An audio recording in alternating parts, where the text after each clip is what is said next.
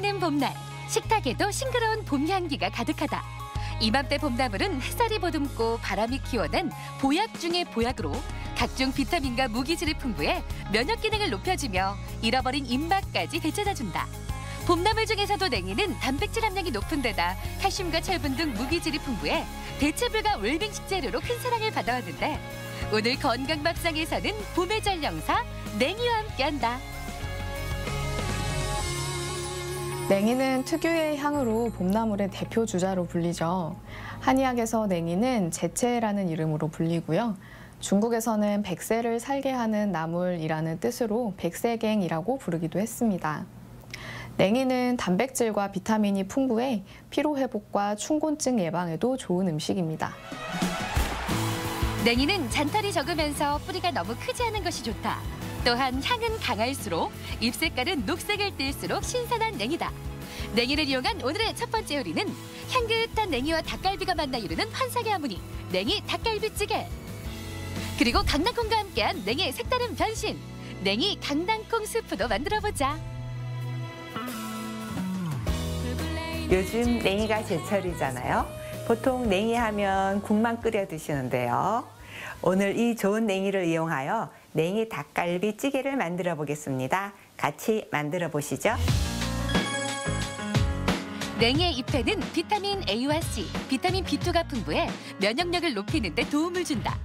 뿌리의 쌉쌀한 맛은 식욕을 자극시켜 소화효소 분비를 도우며 콜린 성분이 풍부해 고지혈증 개선에 효과적이다. 오늘의 첫 번째 요리인 냉이 닭갈비찌개. 먼저 냉이를 손질하는데 마른 잎은 제거하고 뿌리의 껍질은 칼로 긁어 벗게 된다. 냉이의 뿌리가 굵으면 적당히 갈라놓은 후 냉이를 데쳐야 한다. 끓는 물에 소금을 넣은 다음 손질한 냉이를 데치는데 냉이를 넣자마자 바로 건져내야 식감을 살리면서 쓴맛은 줄일 수 있다.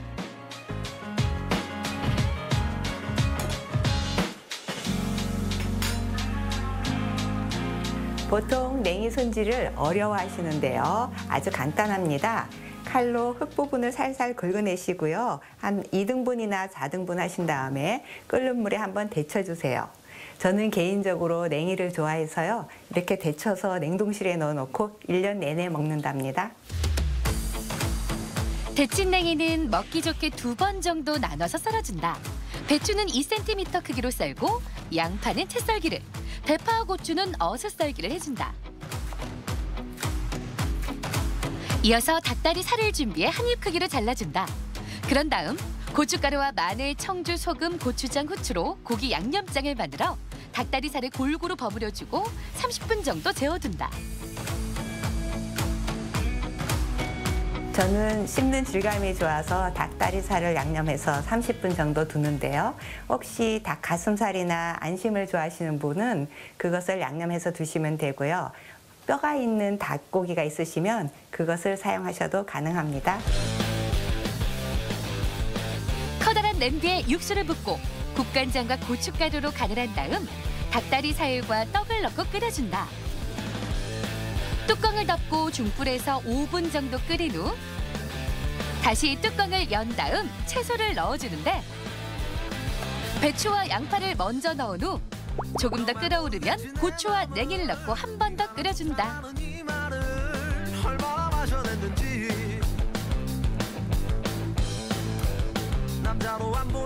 저희가 오늘 냉이를 데쳐서 넣기 때문에 쓴맛이 덜하거든요.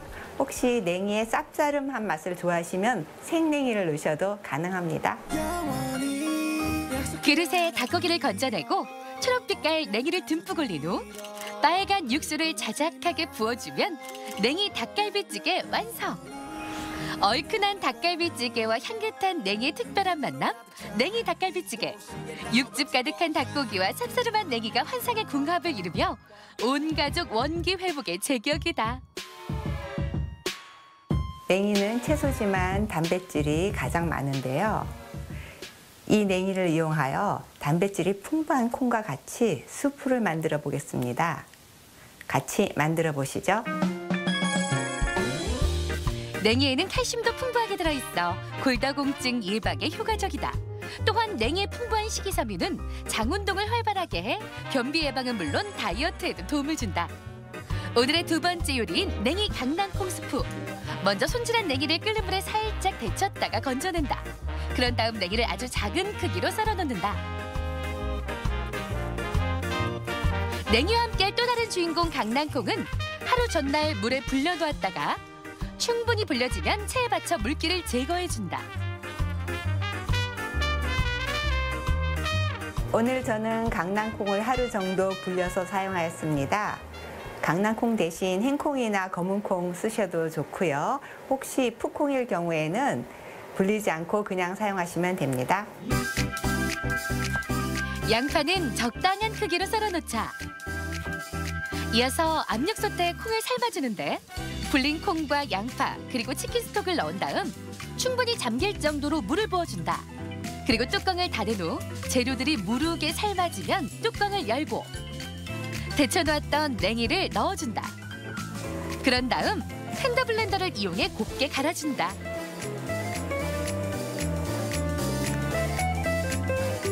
저는 콩과 냉이를 가를 때 핸드 블렌더를 사용하였습니다.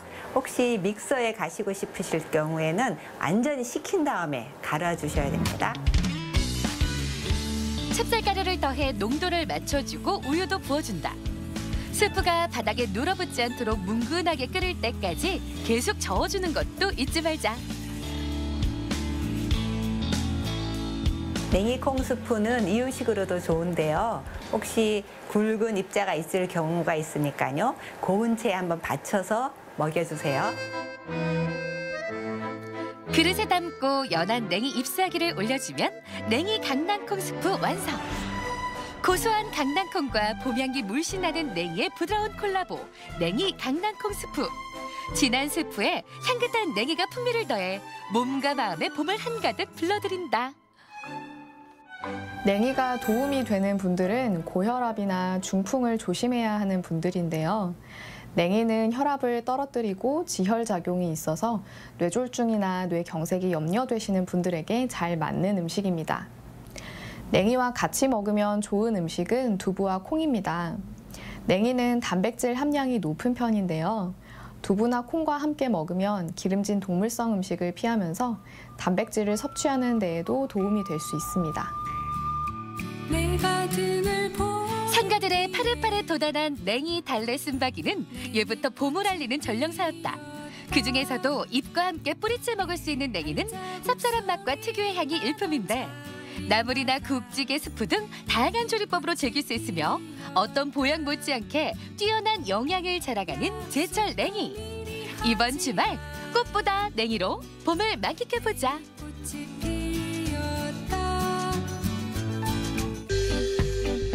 건강플러스 인사드립니다. 안녕하세요. 임보라입니다. 이 코로나19의 확산으로 인해서 바이러스를 극복할 수 있는 면역력에 대한 관심이 높아졌죠. 이 면역력을 지키기 위해서는 무엇보다 장 건강이 중요한데요.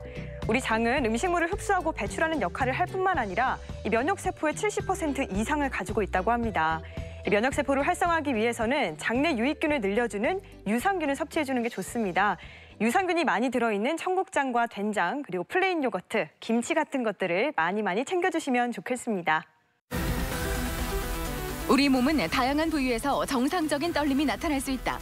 심하게 운동을 해서 지쳤을 때나 무거운 짐을 옮겼을 때 떨림이 나타나는 건 자연스러운 현상이다. 그런데 정상적인 떨림을 넘어서 원치 않는 떨림으로 고통을 받는 경우가 있다.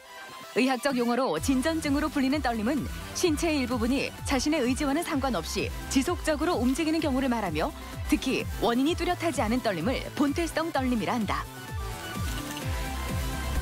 본태성 떨림이란 안정 시에는 증상이 없지만 주로 움직이거나 활동할 때 손이나 머리에 떨림이 나타나게 됩니다.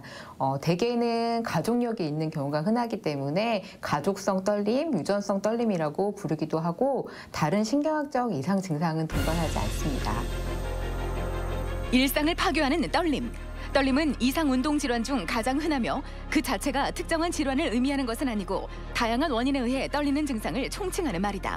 따라서 떨림이 있을 경우 떨림을 유발하는 숨겨진 원인 질환이 있을 수 있는 만큼 이에 대한 적절한 치료를 받는 것이 중요한데 오늘 TV 주치의에서는 몸이 보내는 경고, 떨림에 대해 자세히 알아본다. 이 손이나 손가락이 떨릴 때 흔히 수전증이라고 부르죠. 하지만 정확한 용어는 진전증이고 우리말로 떨림이라고 하는데요. 자, 오늘 이 시간에는 이 떨림에 대해서 자세히 알아보도록 하겠습니다. 도움 말씀에 건양대학교 병원 신경과 이선민 교수 모셨습니다. 교수님 안녕하세요. 안녕하세요.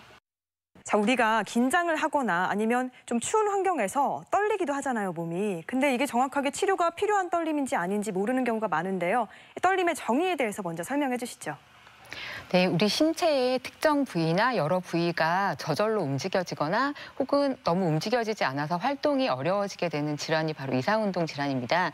대개 바닥핵이라고 불리우는 뇌 부분에서 이상이 발생되어지면서 몸이 저절로 움직여지거나 움직여지지 않게 되는데요. 이런 이상운동 질환 중에 가장 흔한 것이 바로 떨림입니다.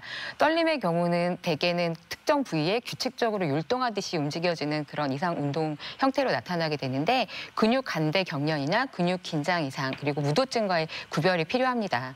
떨림은 턱이나 고개 그리고 눈가, 손발 어디에도 발생이 될 수 있는데요. 가장 흔한 것은 손으로 수전증이 우리가 가장 잘 알고 있는 떨림의 형태입니다. 영상에서 볼 수 있듯이 근육이 교대로 수축과 이완을 반복하면서 규칙적인 속도와 규칙적인 크기로 움직여지는 게 바로 떨림이고요. 특정 근육이 불규칙적으로 마치 돌발적으로 움직여지면서 자극을 주면 더 크게 떨리는 것이 바로 근육 간대 경련입니다. 그리고 특정 근육이 지속적으로 수축을 하면서 이상한 자세를 유발하게 되고 이러면서 떨림이 같이 동반되는 게 근육 긴장 이상입니다. 몸의 여러 부위가 마치 이제 불규칙적으로 춤을 추듯이 움직여지는 무도증이 있는데요. 이런 여러 이상운동 질환은 다 원인이 매우 다르고 그 진단적인 접근이 매우 다르기 때문에 일단 이상운동 질환을 보이는 환자분이 병원을 내원하게 되면 증상이 떨림이 맞는지부터 감별하는 것이 중요하겠습니다. 그러니까 흔히 생각하는 이 손이 떨리는 수전증뿐만 아니라 온몸 곳곳에서 떨림이 나타날 수가 있는 건데요. 근데 이 떨림이 임상, 양상에 따라서 원인에 따라서 좀 여러 가지로 분류가 될 수 있다고요? 네, 맞습니다. 떨림은 그 형태도 매우 다양하고 원인도 매우 다양한 굉장히 복잡한 질환이기 때문에 오래전부터 이 떨림을 체계적으로 분류해서 정확히 진단하려는 노력들이 많이 있었습니다. 우선 임상, 양상에 따른 분류를 살펴보면 우선 병력을 살펴보게 되고 떨림의 특성, 연관된 징후들, 구조적으로 이제 추가적인 검사들을 통해서 떨림을 분류를 하게 됩니다. 대개 떨림이 몇 세에 발생을 하게 되는지 그리고 떨림이 발생돼서 어떻게 진행을 하게 되는지, 떨림과 연관된 그런 특정한 질병을 갖고 있는지, 그리고 떨림의 가족력이 있는지, 그리고 떨림이 알코올이나 약물에 대한 반응이 어떠한지를 살펴보는 것이 중요하고 또 떨림이 어떤 부위에 발생을 하게 되는지, 떨림이 생기는 그 유발되는 상황이 어떠한지, 떨림의 크기와 형태가 어떠한지를 살펴보는 것이 떨림 분류의 중요한 그런 기준입니다. 그리고 내과적인 질환과 관련돼서 발생되는 떨림들도 많기 때문에요. 내과적 질환의 징후나 다른 신경학적 이상 징후들이 동반되는지 또한 살펴봐야 합니다. 그리고 추가적으로 여러 가지 검사들을 통해서 떨림을 분류를 해볼 수 있겠습니다. 떨림의 원인도 매우 다양한데요. 분류된 기준표를 보면 한눈에 떨림의 원인들을 확인을 해볼 수 있습니다. 우리가 흔히 알고 있는 파킨슨병, 파킨슨 증후군, 유전성 파킨슨병, 그리고 유전성 근장 이상증 윌슨병, 손의 위축증 같은 신경성 퇴행성 질환이 있고요. 뇌에 발생될 수 있는 여러 가지 질환들, 뇌 종양, 뇌 손상, 그리고 뇌경색, 뇌출혈, 동정맥 개형 같은 뇌혈관 질환들도 떨림이 동반이 될 수 있습니다. 그리고 뇌에 발생될 수 있는 여러 가지 감염증과 염증성 질환도 떨림이 동반되어지고요. 뇌에 발생되는 이런 질환 외에도 신장이나 간장의 부전, 그리고 갑상선 기능 항진증과 같은 내분비 대사 질환에서도 떨림이 먼저 나타나기도 합니다. 그 외에 여러 가지 독성 물질이나 우리가 흔히 복용하는 소화제나 항진토제 같은 약물들에 의해서 떨림이 발생이 되어지기도 하고요. 또 정상적으로 불안이나 스트레스, 피로, 추위 같은 것에 노출이 되어지면 생리적인 떨림이 유발이 되어지게 됩니다. 자, 그렇다면 우리 몸에서 떨림이 어떤 원리로 발생하는지 기전도 설명해 주시죠. 네, 떨림의 정확한 발생 기전은 아직까지는 알 수는 없습니다. 하지만 크게 두 가지의 기전으로 설명을 하게 되는데요. 네. 말초 기전과 중추 기전입니다. 우선 말초 기전은 우리의 그 생리적인 떨림을 설명을 해주는 기전으로 사람의 그 말초신경에는 베타2 아드레날린 수용체라는 부분이 있는데 어떤 원인으로 그 부분이 자극이 되어지게 되면 척수에 위치한 운동신경세포가 흥분이 되어지게 되고 근육에 떨림이 발생이 되게 됩니다. 파킨슨병이나 본때 떨림 같은 병적 떨림의 경우에는 중추 기전으로 설명을 해볼 수 있는데요. 우리 뇌에 위치한 아래 올리브 핵이나 시상 같은 부분은 진동 활동을 만들어내는 하나의 그 네트워크 역할을 합니다. 그래서 이 역할들이 대뇌 피질에 전달되어지게 되면은 해당 부위로 떨림이 발생되는 것으로 알려져 있습니다. 자, 그런데 이 원리를 알아도 내가 손떨림이 있을 때 이게 치료가 필요한 떨림인지 아니면 자연스러운 떨림인지 알기가 쉽지가 않을 것 같아요. 어떻게 구분할 수 있을까요? 정상적으로도 우리 몸에서 발생할 수 있는 떨림을 바로 생리적 떨림이라고 얘기를 하고요. 네. 특정 질환에 의해서 발생이 되는 떨림은 병적 떨림이라고 얘기를 합니다. 크게 이렇게 분류를 해볼 수 있는데 내 떨림이 어떤 떨림인지는 앞에서 말씀드렸던 여러 가지 떨림의 양상과 그리고 원인들을 모두 고려를 하여야 하기 때문에 정확한 떨림의 진단을 위해서는 전문의의 진료가 필요하겠습니다. 그러니까 이 생리적 떨림인지 병적인 떨림인지 잘 구분을 해야 될 것 같은데요. 자, 그럼 먼저 자연스러운 이 생리적인 떨림부터 소개해 주시죠. 네, 생리적인 떨림은 질병은 아니고요. 정상인에게서도 일어날 수 있는 하나의 반응이라고 생각을 해볼 수 있습니다. 이런 생리적인 떨림이 더 과장되게 나타날 수 있는 여러 가지 상황들이 있는데요. 네. 흔히 감정적으로 흥분을 한다든지 과도하게 운동을 하거나 피로한 상황이나 불안감이 높아지는 이런 스트레스가 유발되는 상황에서는 정상적인 그 떨림이 과장되어 나타날 수 있습니다. 또 흔하게 사용하는 천식이나 기관지 약제인 베타기량제나 진통제나 기침약에 많이 들어있는 카페인 같은 성분들이 떨림을 더 과장되게 하고요. 스테로이드나 항전간제, 갑상선 호르몬 같은 약물들도 떨림을 더욱 과장되게 할 수 있습니다. 그 외에도 독성 물질이나 저혈당, 갑상선 기능 항진증, 고콜티솔증, 카테코라민이 많이 분비되는 갈색 세포종 같은 내분비 대사 질환에서도 떨림이 더욱 과장되어 나타나게 됩니다. 자, 우리가 더 주의를 기울여야 할 부분은 아무래도 병적인 떨림 같은데요. 그중에서도 병적인 떨림인데 가장 좀 흔하게 발병하는 질환이 있다고요? 네, 맞습니다. 흔히 우리가 수전증이라고 알고 있고 또 챗머리를 떤다고 알고 있는 본태성 떨림입니다. 사례에서 보듯이 되게 비슷한 증상을 가지고 병원에 내원을 하시게 되는데요. 보통 수저질을 하거나 글씨를 쓸 때 많이 떨려요. 즉 움직일 때 많이 떨립니다라고 이야기를 하시고 특별히 기저질환도 없고 복용하는 다른 약도 없는데 긴장을 하면 손이 더 떨리고 남들이 보고 있으면 더 떨린다라고 이야기하시는 경우들이 많고요. 대개는 가족분들 중에 손을 떨거나 머리를 떠는 분들이 있습니다. 그리고 일부에서는 알코올에 대한 반응성이 있기 때문에 술잔을 처음 받을 때는 손이 떨리다가 몇 잔째 받게 되면 손이 안 떨리더라라고 이야기하시는 분들도 많이 있습니다. 대표적인 떨림 질환인 본태성 떨림. 근데 본태성이라는 말이 사실 좀 낯설거든요. 정확하게 어떤 질환인가요? 본태성 떨림은 보통 4에서 한 60Hz 정도의 빈도로 보통 양손에 대칭적으로 자세를 취하거나 움직일 때 나타나는 운동 떨림입니다. 대개는 50% 정도에서 가족력이 있기 때문에 가족 떨림, 유전 떨림이라고 얘기를 하기도 하고요. 보통은 손에서 발생되어지지만 머리나 성대, 턱, 입술, 혀에서도 떨림이 발생되기도 합니다. 대개 그 파킨슨병에서 보이는 떨림과 사경증이라고 불리우는 이제 경부 긴장증에서 보이는 떨림과 비슷한 경우들이 있기 때문에 오진율이 좀 높을 수도 있습니다. 대개 진단 같은 경우에는 본태성 떨림을 진단하는 뭐 혈액 검사 같은 그런 진단 방법이 없고 또 뇌에서 오는 병이라고 되어 있기는 하지만 특별히 뇌 사진에서도 이상 소견이 없기 때문에 결국에 진단에서 가장 중요한 것은 환자의 과거력을 청취를 잘 해서 떨림을 유발되게 하는 그런 질환들이 없는지 약제들이 없는지를 살펴보아야 되고요. 또 전문의의 신경학적 진찰을 통해서 떨림 양상이 어떠한지를 잘 보아야 하고 동반된 신경학적 증상들의 유무를 확인하는 것이 가장 중요하다고 할 수 있습니다. 그림에서 보이는 그런 이제 떨림 척도들을 사용을 해서 떨림의 형태를 확인을 하는데요.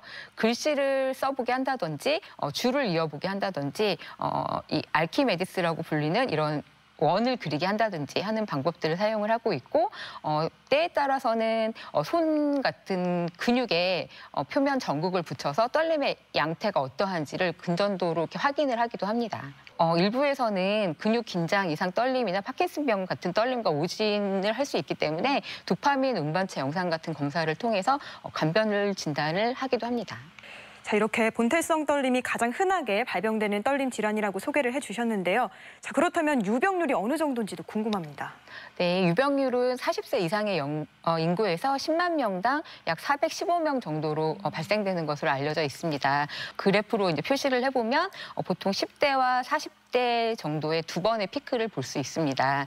병으로 인해서 사망률이 높아진다든지 중증 질환이라든지 하지는 않지만 연령이 증가되어지게 되면 손의 떨림의 그 크기가 더욱 커지기 때문에 눈에 띄어지게 되고 그래프에서처럼 떨림 척도가 증가되는 것을 볼 수 있습니다.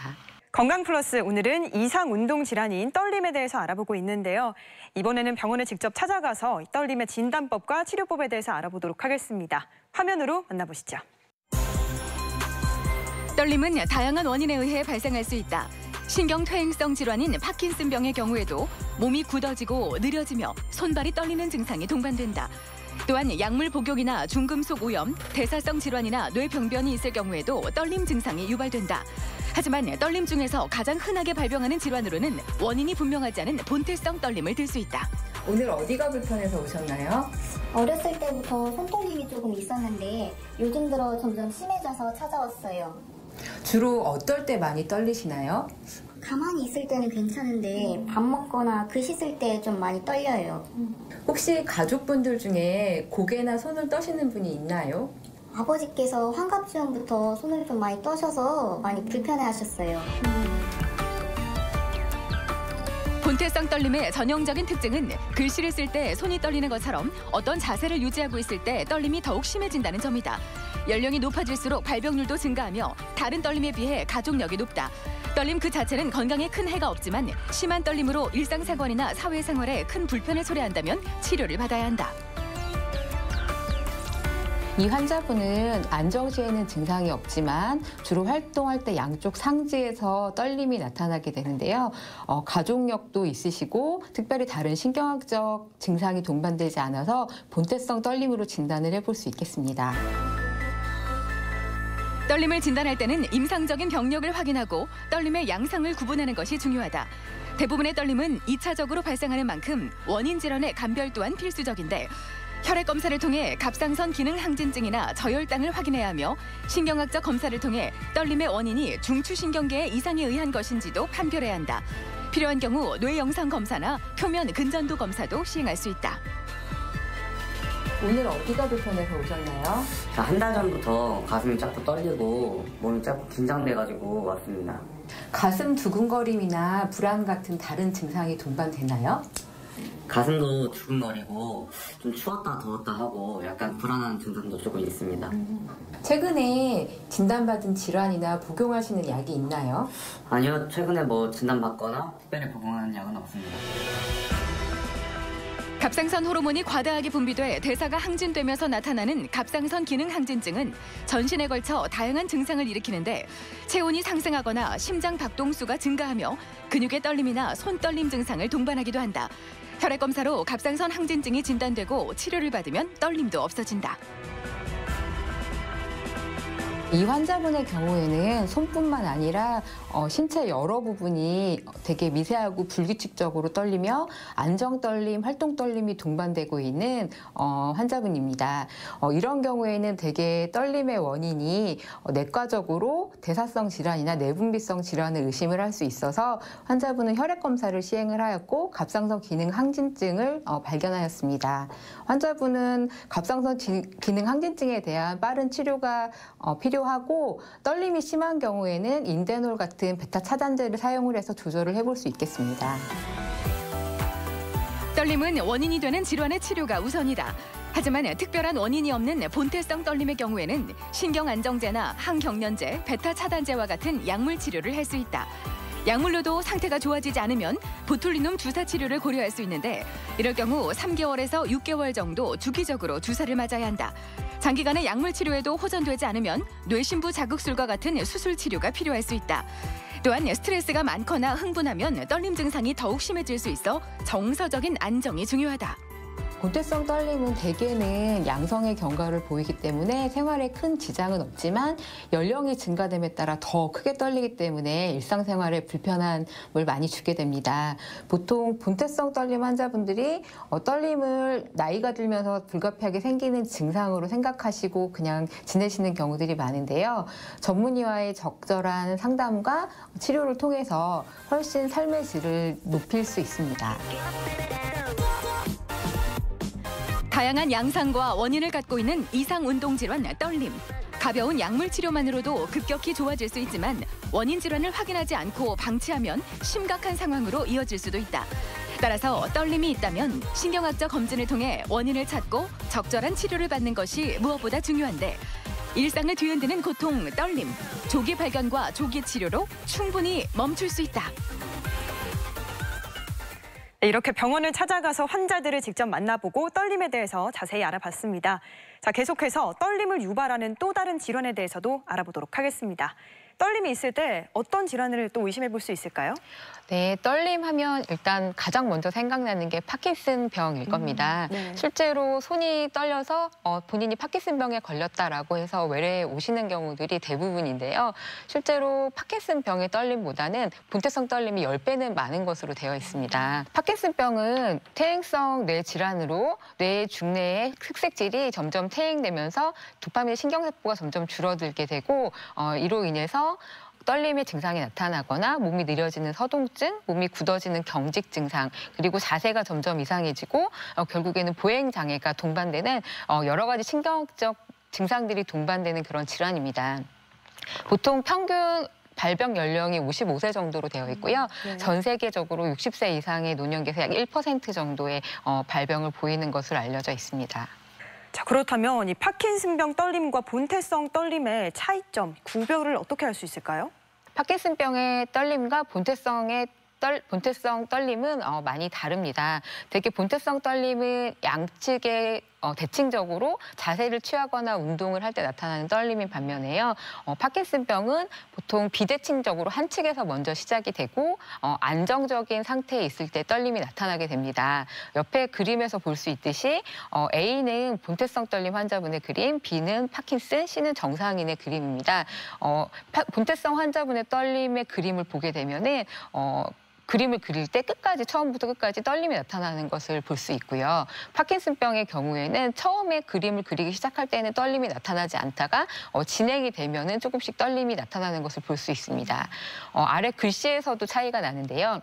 위에서 보이는 본태성 떨림 환자의 글씨는 처음부터 끝까지 떨림이 섞여 있는 반면에 파킨슨병 환자의 글씨체는 떨림은 보이지 않지만 점점점 글씨가 작아지는 서소증이 동반되는 것을 볼 수 있습니다. 대개 파킨슨병의 떨림은 50세 이후에 늦게 나타나는 반면에 본태성 떨림은 10대나 청년기에도 나타날 수 있고요. 파킨슨이 손, 다리에 주로 떨림을 보이는 반면에 본태성은 손이나 머리에 나타나게 됩니다. 대개 파킨슨병에서는 다른 이상 증상들이 동반되고 본태성 떨림의 경우에는 단지 떨림만 증상이 나타나게 됩니다. 설명을 들어보니까 좀 다른 점이 눈에 띄는데요. 자, 그런데 이 파킨슨병은 아무래도 병증이 악화가 되잖아요. 그럼 본태성 떨림은 어떤가요? 악화가 되는 질병인가요? 본태성 떨림은 나이가 들수록 진폭이 커집니다. 크게 떨리기 때문에 눈에 더 띄기는 하지만 떨림의 빈도가 잦아진다든지 하지는 않아서 생활에 크게 지장이 없는 경우에는 굳이 치료를 하지 않아도 됩니다. 자, 설명 들어보니까 아무래도 파킨슨병 떨림은 가만히 있어도 떨릴 때 파킨슨병 떨림 같고 움직일 때 떨리면 본태성 떨림 같다, 이런 이해가 드는데요. 자, 그럼 파킨슨병 떨림에 대해서 영상으로 좀 자세히 소개를 해주시죠. 네, 맞습니다. 파킨슨병 떨림은 환자분이 안정 상태로 있을 때 나타나게 됩니다. 그래서 본인은 보통 모르고 있다가 주위에서 먼저 알아차리고 알려주시는 경우가 흔한데요. 비대칭적으로 떨림이 나타나게 되고 주로 손과 다리에 떨림이 보이는데 마치 그 엄지와 검지로 환약을 이렇게 많은 양상의 떨림이라고 해서 환약마리 떨림이라고 불리기도 합니다. 네. 자, 반면에 떨림을 일으키는 원인 질환 중에 심각하게 뇌 질환일 가능성도 있다고요? 네, 그렇습니다. 보통 손해나 중내 그리고 기저핵이라고 하는 뇌 부분과 연결되어 있는 부분들의 뇌 병변이 발생되면 떨림 현상이 나타나게 되는데요. 이런 경우에는 대개는 떨림만 나타나는 것이 아니라 다른 신경학적 이상들을 동반을 하게 되고 복시라든지 실조증이라든지 뭐 편마비, 의식장애 같은 다른 증상들이 동반이 되기 때문에 보통 병원을 꼭 찾게 되고요. 영상 촬영을 하게 됩니다. 되게 흔한 원인으로는 손해 위축증, 다계통 위축증 같은 신경 퇴행성 질환과 뇌경색, 뇌출혈, 혈관기형 같은 혈관성 질환들, 그리고 뇌종양, 외상 등으로 인해서 발생이 될 수도 있고요. 다발성 경화증이나 뇌 감염, 자가면역 뇌염, 그리고 일산화탄소 중독에서도 흔하게 떨림이 나타납니다. 어떤 분들 보면 갑자기 근육이 이렇게 산발적으로 이렇게 굳으면서 움직이기도 하던데 이건 또 어떤 질환을 의심해봐야 될까요? 근육이 지속적으로 긴장되어지게 되면서 나타나는 근근육 긴장 이상입니다. 목에 있는 근육들 중에 특정 부분의 근육이 지속적으로 수축을 하게 되면서 머리의 움직임이 여러 가지 방향으로 달라지게 됩니다. 그리고 해당되는 부분에 불규칙적이고 이렇게 돌발적인 순간적인 떨림들이 나타나게 되는데 이런 떨림은 이 근육의 자세와 그 운동 상태에 따라서 양상이 달라지게 됩니다. 자, 그리고 저도 그렇고 피곤하면 눈떨림이 좀 간혹 있는 경우도 있거든요. 특별한 원인이 없이도. 그럴 경우에 주변에서 마그네슘을 먹으라 이렇게 충고를 해주시곤 하는데 마그네슘을 먹으면 괜찮아지는 건지 이게 원인이 뭔지 궁금합니다. 외래를 찾으시는 또 많은 원인 중에 하나가 바로 눈가 떨림입니다. 네. 눈 둘레 근육에 일시적으로 양성 떨림이 나타나게 되는데요. 보통 이제 마그네슘 부족이라고 생각하고 많이 오시는 경우들이 있는데 대개는 눈을 자극하는 어떤 요인들이나 카페인 그리고 피로, 스트레스 같은 요인들에 의해서 유발이 되어지게 되고요. 보통은 일시적이고 사라지기 때문에 경과를 관찰하면 됩니다. 하지만 이런 눈가 잔떨림과 다르게 눈 주위 근육과 함께 얼굴에 있는 같은 쪽의 근육들이 움직여지게 되는 질환이 바로 얼굴 반연축이고요. 눈가 떨림 외에도 눈이 지속적으로 긴장이 되면서 계속 눈이 감기게 되는 그런 안검연축이라는 병도 있습니다. 이 두 질환의 경우에는 반드시 원인을 확인을 해야 되고요. 그리고 약물 조절이나 조절이 잘 되지 않는 경우에는 보톡스 치료 등을 고려를 해야 합니다. 참, 이 떨림의 원인 질환이 정말로 다양한데요. 그렇기 때문에 이 떨림을 유발하는 원인을 찾아내는 진단도 참 어려울 것 같습니다. 진단법도 소개해 주시죠. 떨림은 굉장히 형태도 다양하고 원인이 많기 때문에 모든 검사를 다 진행을 할 수는 없습니다. 따라서 병력을 정확히 확인을 해서 떨림을 유발하게 하는 요인들에 대한 감별을 우선 시행을 해야 되는데요. 정확히 복용 약물들이 있는지 그리고 과거에 질병력을 확인해서 떨림을 유발하는 질병이 있지는 않았는지 가족력이 있는지를 먼저 확인을 하고 외래에서 전문의의 정확한 진찰을 통해서 떨림 진찰을 하게 됩니다. 그래서 떨림의 여러 형태들과 양상들을 확인을 하고 또 동반되는 다른 증상들이 없는지 여러 가지 신경학적 검사를 통해서 우선 감별 진단을 하게 됩니다. 이 단계에서 어느 정도 감별 진단이 되어지게 되고 추후에 감별 진단해야 될 그 질환들에 대해서 혈액 검사라든지 영상 검사 그리고 기타로 근전도나 안과 검진, 유전자 검사, 신경전도 검사 등을 같이 진행을 합니다. 이 떨림의 양상에 따라서 이 질환의 특성들도 조금씩 다를 것 같아요. 이 부분도 소개해 주시죠. 네, 맞습니다. 보통 떨림 진단을 위해서 신경과 의사들이 가장 많이 할애하는 부분이 떨림 진찰인데요. 각 질환마다 떨림의 그 양태가 많이 다릅니다.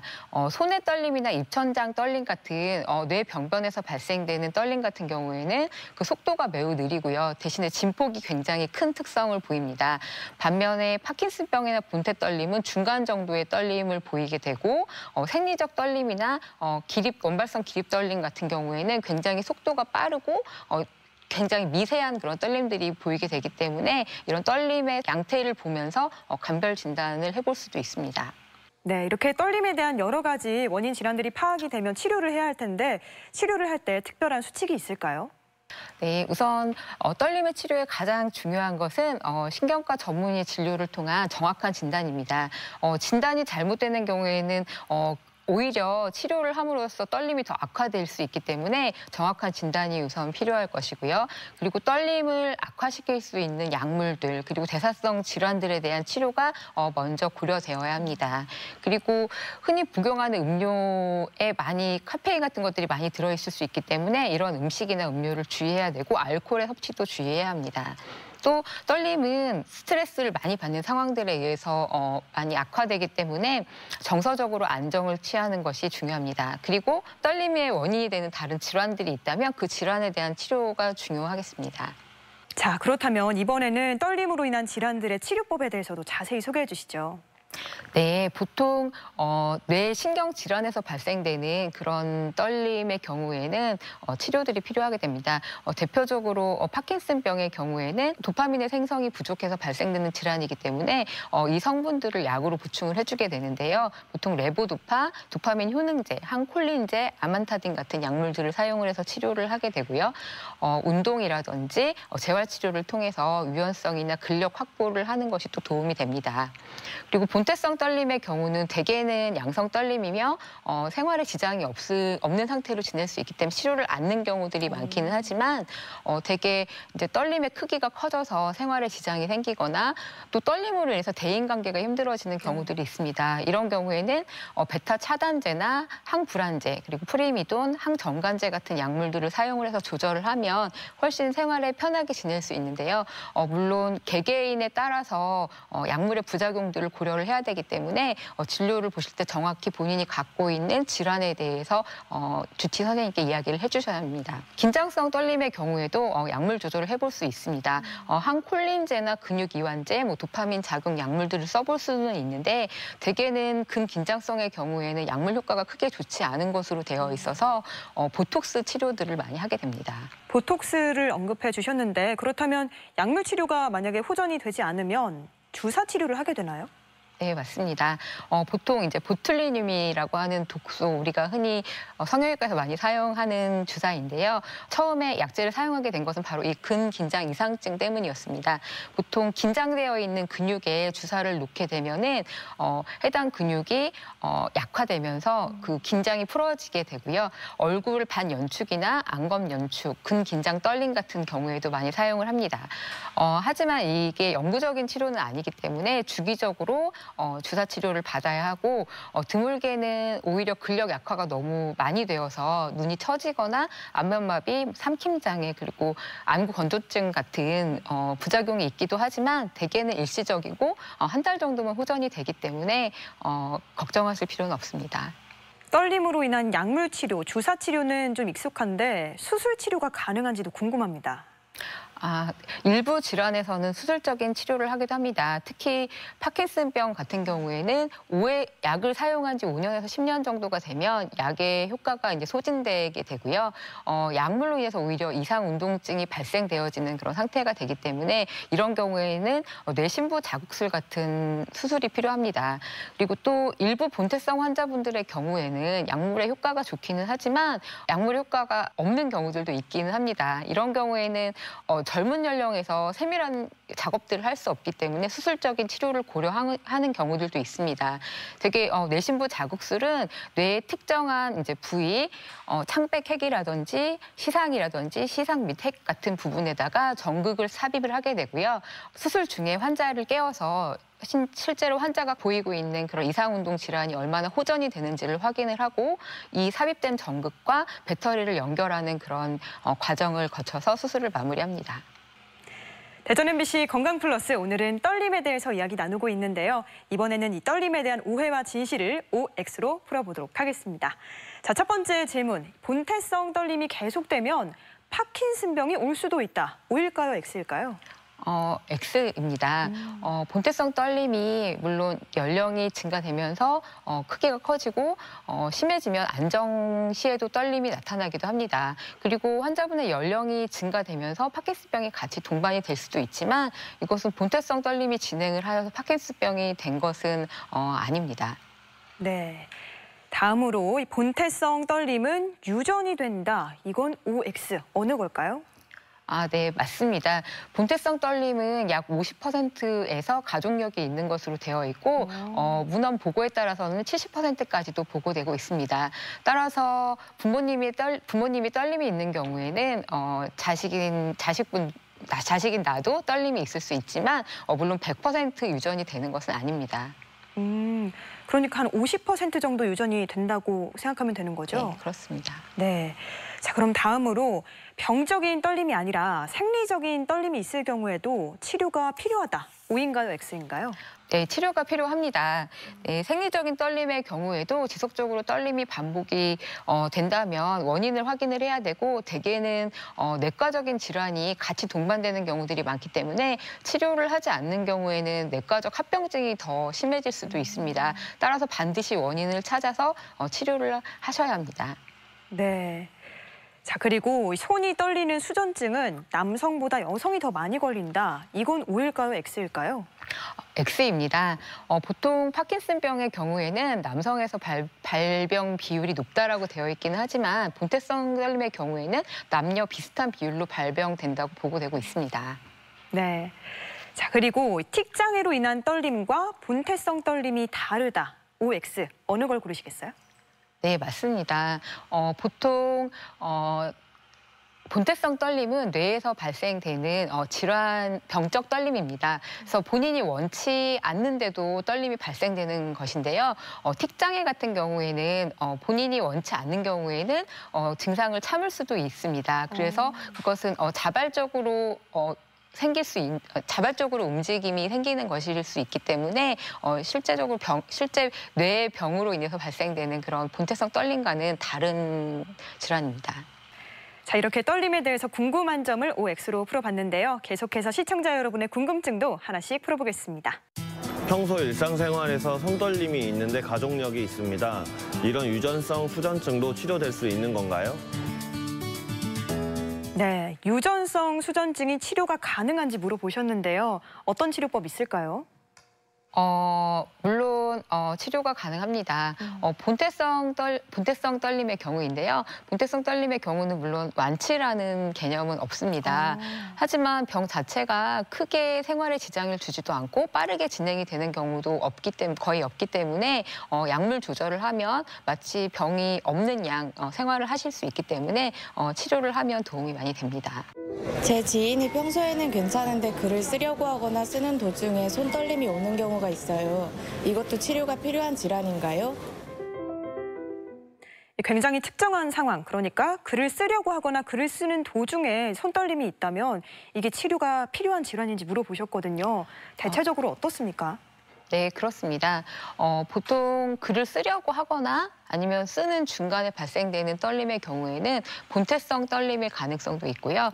또 특이하게 작업 특이적으로 발생되는 작업 특이성 떨림이라는 것도 있고 작업 특이성 근육 긴장 이상증도 있습니다. 이런 경우에 모두 글쓰기 자체가 힘들고 생활에 영향이 미쳐지면 약물 조절이 필요합니다. 요즘 일시적으로 한쪽 눈만 떨림 증상이 일어나면서 감기는데 어떤 치료를 받아야 될까요? 네, 일시적으로 한쪽 눈이 계속 떨리고 혹은 이게 감기기까지 한다면 어떤 치료법이 필요한지 물어보셨거든요. 어떤 게 있을까요? 네, 떨림 증상만 있는 것이 아니라 눈이 감긴다는 것은 근육이 긴장되고 있는 안검연축의 질환입니다. 따라서 근육 긴장의 원인을 반드시 확인을 하고 약물 치료를 해볼 수 있는데요. 보통 항콜린제나 근육 이완제 같은 약제들을 사용을 해서 조절을 해볼 수 있습니다. 자, 끝으로 떨림에 대해서 꼭 기억해야 할 점, 핵심을 요약해 주시면 좋을 것 같은데요. 이 떨림은 네모다라고 한다면 이 네모에 어떤 말을 넣어주시겠어요? 네, 저는 떨림은 관심과 관리다라고 이야기를 해보고 싶습니다. 보통 떨림의 원인은 생리적인 떨림부터 병적인 떨림까지 굉장히 다양합니다. 우선 생리적인 떨림의 경우에는 유발되는 요인들이 보통 있는데요. 이 유발 요인들을 잘 알고 이것들에 대해서 노출을 하지 않아야 떨림이 발생되지 않을 것이고 떨림이 있다 하더라도 그 유발되는 요인이 무엇인지를 찾아서 관리를 해야 떨림의 치료를 할 수 있습니다. 또 병적 떨림인 경우에도 병이 주 치료가 되긴 하겠지만 병이 치료가 되어도 유발되는 요인들에 대한 관리와 치료가 되지 않는다면 생활에 지장이 있기 때문에 떨림의 치료에 있어서 가장 중요한 것은 떨림 유발 요인들에 대한 관심과 그리고 관리가 아닐까 생각합니다. 네. 자, 오늘 이렇게 떨림에 대해서 자세히 알아봤습니다. 지금까지 도움 말씀의 신경과 이선민 교수였습니다. 교수님 오늘 말씀 고맙습니다. 감사합니다. 네, 오늘은 이렇게 떨림에 대해서 알아봤는데요. 떨림이 있을 때는 원인 질환을 파악하는 게 무엇보다 중요하다고 하죠. 증상이 있을 때 가벼이 넘기지 마시고 병원을 꼭 찾아서 진단을 받아보시면 좋겠습니다. 건강플러스 오늘 저희가 준비한 소식은 여기까지입니다. 건강한 한 주 보내시고요. 저는 다음 주 이 시간에 인사드리겠습니다. 시청해주신 여러분 고맙습니다.